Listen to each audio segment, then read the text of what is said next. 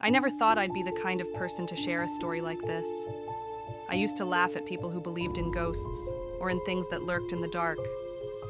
But what happened to me, it wasn't a dream. It wasn't my imagination. It was real. It started on a Friday night. I had just finished working late, and instead of driving home right away, I decided to stop by the park near my apartment. I needed some fresh air, some quiet. The park was nearly empty, just a few streetlights, flickering in the misty cold. I walked along the path, scrolling on my phone, when I noticed something strange. Every time I passed under a light, I saw a second shadow. Not close to me, but trailing just a few steps behind. At first, I told myself it was a trick. Maybe the trees, maybe another person walking the opposite way. But no matter how many times I turned around, there was nobody there. Just silence, just the sound of the wind. That's when I decided to leave. But as I walked faster, the shadow seemed to walk faster too. I reached my car, heart pounding. The moment I unlocked the door and sat inside, I looked up into the rearview mirror, and I swear, just for a split second, I saw a face, pale, hollow-eyed, sitting in the back seat. But when I spun around, the back seat was empty.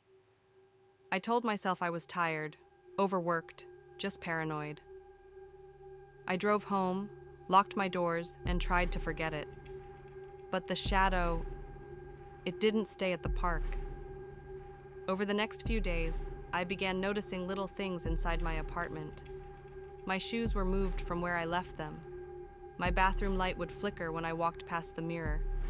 At night, I'd hear faint footsteps, slow, deliberate, coming from the hallway. And every single night, without fail, I'd wake up at exactly 3:17 a.m. My room would feel freezing, and I'd get the sensation that someone was standing in the corner, just watching me. One night, I worked up the courage to whisper into the darkness, "Who's there?"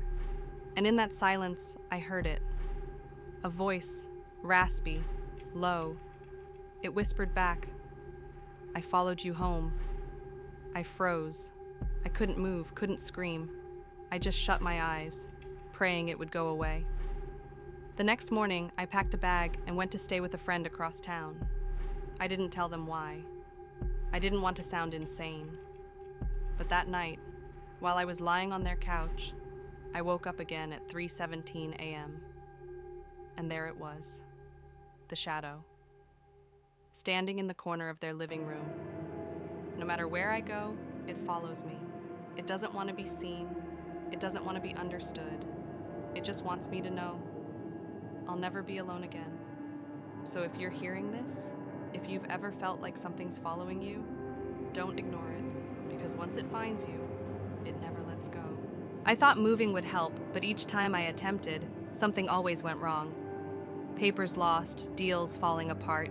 It was as if the shadow knew, as if it was playing with me.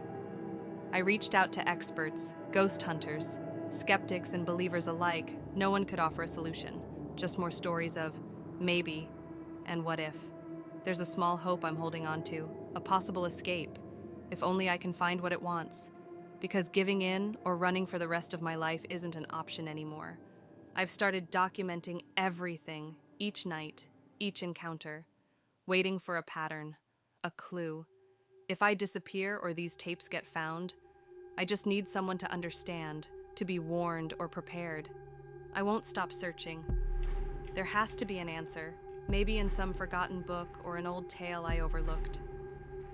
I've been looking into local legends, anything that might explain a presence like this.